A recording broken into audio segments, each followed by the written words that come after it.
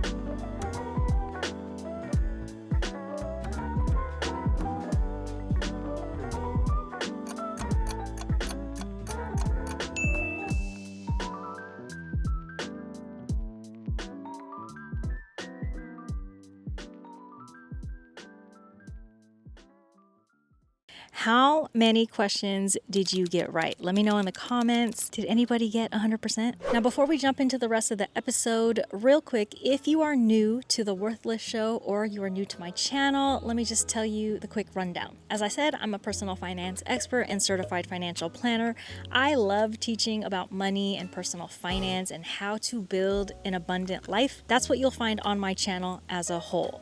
The Worthless Show is a bit different from the rest of my videos because this is where I kind of just chill out, try different things. It's my way of teaching finance while getting to have fun. Now, why is today's theme upgrades? Well, what I've seen both in my own life and everyone around me is that as you get older and/or as you make more money, you tend to upgrade your life. Right? I went from drinking instant coffee packets to now having an espresso machine in which I have to buy the little pods. But there are so many upgrades I've made in my life compared to 5 years ago, 10 years ago, 15 years ago. And I'm not one of those financial gurus that's gonna shame you for upgrading your life. I, on the contrary, actually enjoy spending money and living a nice life. I like having a nice, comfortable, elevated life, if that's what you want to call it. So what I've seen with clients when things have gone wrong with their finances is not the fact that they're making these upgrades to their life. It's when they make upgrades without realizing it, without any intention, it just happens. That's what we call lifestyle creep. Lifestyle creep is when your lifestyle gets more and more expensive and it's not that you put a lot of effort or thought or intention into it. It just happens. And it tends to happen when people make more money. You make more, you feel like it's totally fine to spend more. And while you might have the cash for that, if you don't control that, it's very easy to still feel broke and still feel like money is super tight, even when you start making more. But let's talk about ways to approach them so that you don't go broke. I feel lucky and blessed that I have people in my circle that I can talk to about money. Me and my husband, we talk about money all the time.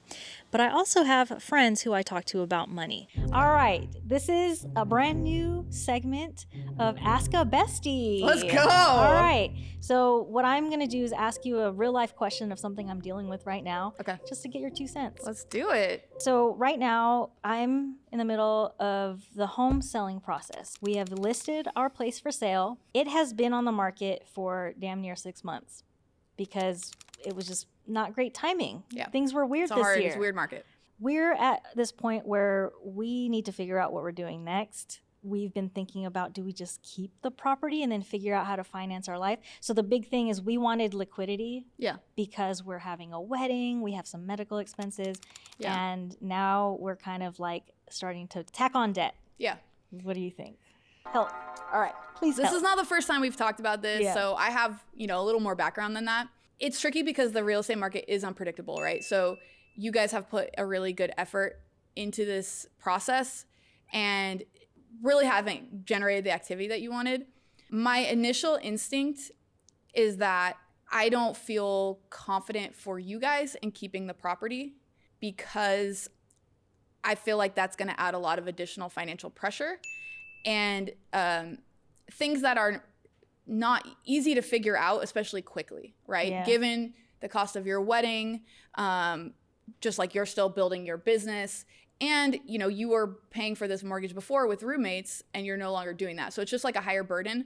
And knowing the stress of that, the pressure that puts on you, the pressure it puts on your relationship, I personally don't think that is worth the money you might earn if you kept the price as is. So my instinct would be to drop the price by a meaningful amount. Yeah.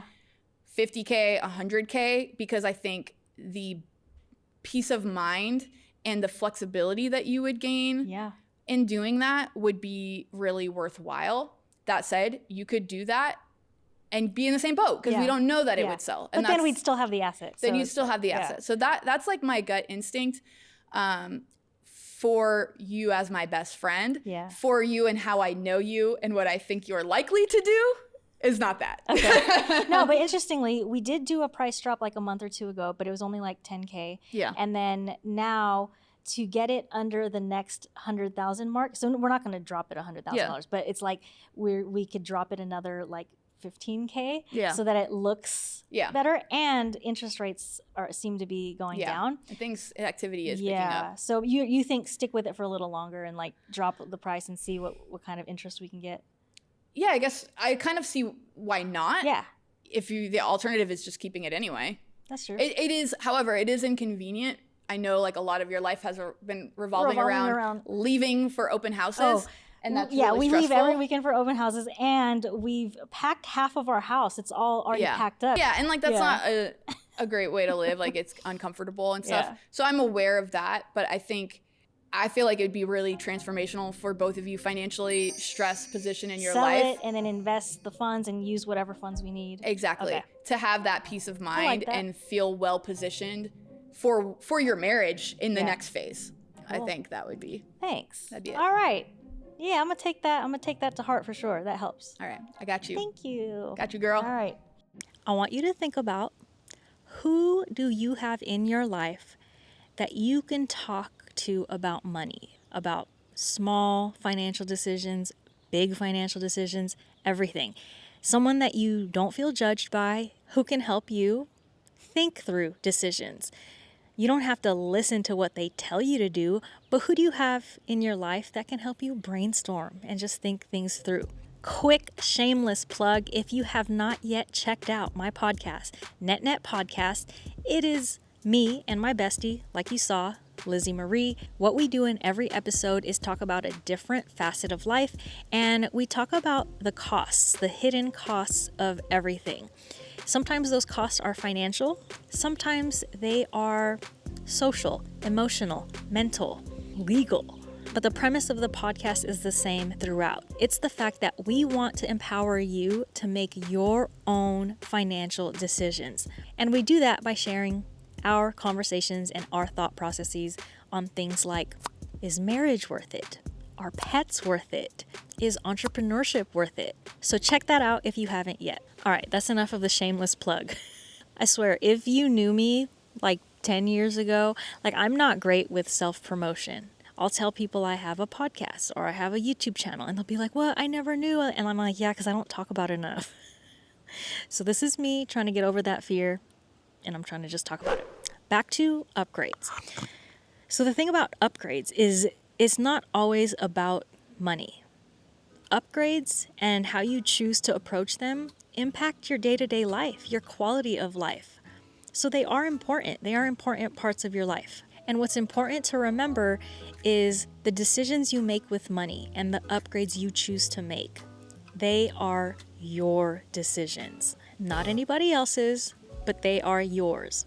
Tell me, have you ever bought something, spent money on something, did something with your money that another person judged? Like maybe it's how much you spent on a Beyonce concert, or money that you spent on some kind of spa or beauty treatment, or even things like hiring a housekeeper to clean your house. Because I've heard that. Like, why would you hire someone? Why would you pay someone to do that when you can do it yourself? And it's like, look, yeah, I could do it myself, but maybe right now at this time in my life, I value my energy and my time. Maybe I'd prefer to pay for help right now. When you see people in your life making judgments like that, I want you to try your best to not let it affect you emotionally. I know this is hard because we're human, but try to take a step back and realize that a person judging you about your financial decision is literally a reflection of themselves. I used to get so affected by people's judgments about how I spent my money. And that includes my mom, family members, friends, coworkers, and people I didn't even know. And now, over the years, I've found a way to own my financial decisions.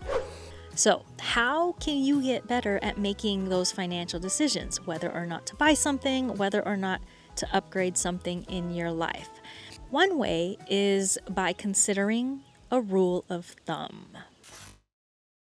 One of the more common financial rules of thumb is called the 30% housing rule. Now, quick disclaimer before I jump into the math of it all, rules of thumb, especially in finance, are not meant to be the be-all, end-all. I think they are great as a tool that can give you kind of a frame of reference, a baseline, but it's not meant to be like if your numbers don't match this rule of thumb that, something is totally wrong. Here's the general idea.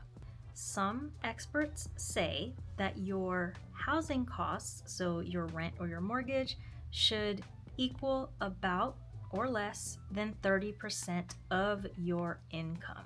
Some people think you should use your gross amount because this is typically the number that landlords look at when they're looking at your rental application and trying to decide, can you actually afford to live here? On the flip side, it's your net amount that actually gives you a better handle of what you can afford because it's money that you can actually use. For simplicity, I say calculate both and use them as our range. So let's say that your gross income in 1 month is $6,000.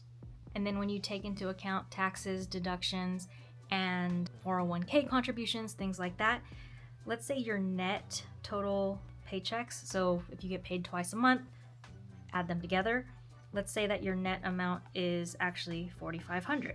So what you should do to utilize this rule of thumb is calculate what is 30% of 6,000, that is 1,800, and what's 30% of 4,500, and that is 1,350. So if you want to use a rule of thumb like this and you want to use it to better manage your cash flow, I would say use the net amount, which means you shouldn't be paying more than $1,350 in rent. Now, of course, there are higher cost of living areas, so adjust this rule to fit your life. If you live in a high cost of living area and it makes more sense to use this higher number, the 1,800, use that as your frame of reference. That's kind of why I like calculating both and say that you want to have a target of something between these two. Use this as your range. So what do you pay for your rent or mortgage every month? The idea right now is not to freak out, right? If your number falls within this range, then cool. And it's a very reasonable amount to pay for housing relative to your overall income. If your rent is nowhere in this range, it's in another universe, it's not great for your cash flow, but it gives you a frame of reference and something to shoot towards. You can either work towards increasing your income to make the rule fit, or next time your lease is up, is there a way you can make your housing costs lower? Some people feel okay with their housing taking up, 50% of their income. And while some experts might say that that is not good, like that is not safe, only you know whether or not you can afford that. Maybe you don't have a lot of other expenses outside of housing. The thing you want to think of is you want to be able to pay for housing and all of your day-to-day expenses, and also put money aside for the future, saving, investing, and paying off debt. So this isn't a rule you have to follow exactly, but if you're thinking of upgrading your housing expenses, it would be a great exercise to use this rule and determine whether or not this new upgrade fits into your overall plan. I'm going to reiterate what I said, which is that rules of thumb are just tools. They don't work for everyone, but at the very least, it might give you a baseline or a frame of reference. Housing is one of the biggest expenses that we have. So when you are choosing to upgrade something like housing, you definitely want to do a little bit of groundwork, do a little bit of math, just to see if the numbers work out. Like I said, I'm really big on empowering people to make their own financial decisions. And with that, I want people to know that they can spend on things guilt-free. Depending on your income level, it might not be like going on weekly shopping sprees, but there should be some things that you incorporate into your budget, into your financial plan, that make you feel good, that you enjoy, and that you're not gonna feel guilty about. So in this next quick little segment, I asked a few of my friends, what are the things that they like to splurge on? What can they spend on without feeling guilt? What do you regularly splurge on no matter what, and you don't feel guilty about it? Coffee. Clothes. I just love clothes so much. Ooh, I feel guilty nearly everything. What do I buy that I don't feel guilty?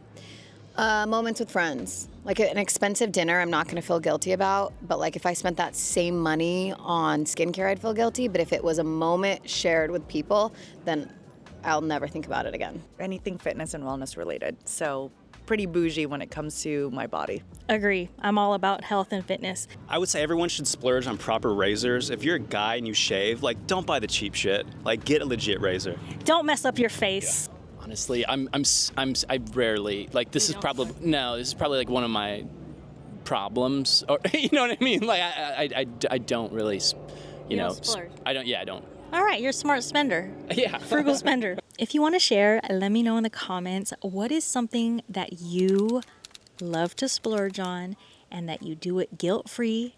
And bonus points if you can share something that you spend on guilt-free that someone else has judged you on. Want to know mine? Mine, first class flights. So some context. I don't fly first class every single time I fly. I'm not at that income level yet. I'm not at that net worth level yet. The first time I flew first class, I think it was a few $1,000s. There's a lizard behind me. I'm one of those people that hates bugs and lizards, but look at me trying to be outdoors. What was I saying? First class flights. I remember it coming up in conversation. Someone asked what I spent on it, and it was a few $1,000s. And when I said it, I heard someone kind of like scoff, like, what? That would cover 2 months of my rent. It was a comment like that.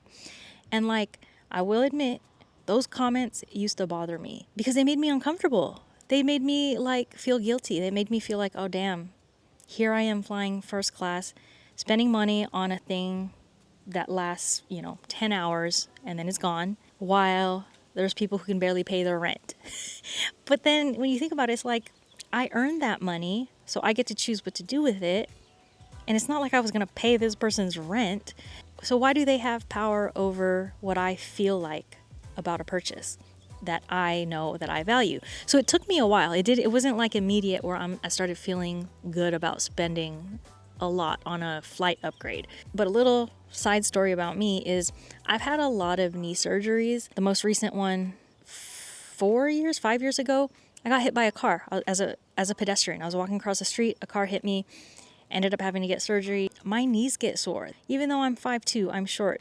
People give me shit about I don't need leg room on a flight. But I'm like, if I can afford it to lie flat on my back and sleep comfortably on a 10-hour, 12-hour, 15-hour flight, why wouldn't I? right? So all that said, it took me a while to get to the point where now I'm just like, I'm going to do what I'm going to do. If you are watching this, I wouldn't be surprised if there's something in your life that you want to upgrade. What I want you to know is that it is okay. And in fact, it is encouraged. Just make sure that when you make upgrades, you are intentional about them. That's the best way you're going to stay on track to building wealth while being able to upgrade your life. Hope you enjoyed this episode. Until next time, stay worthless.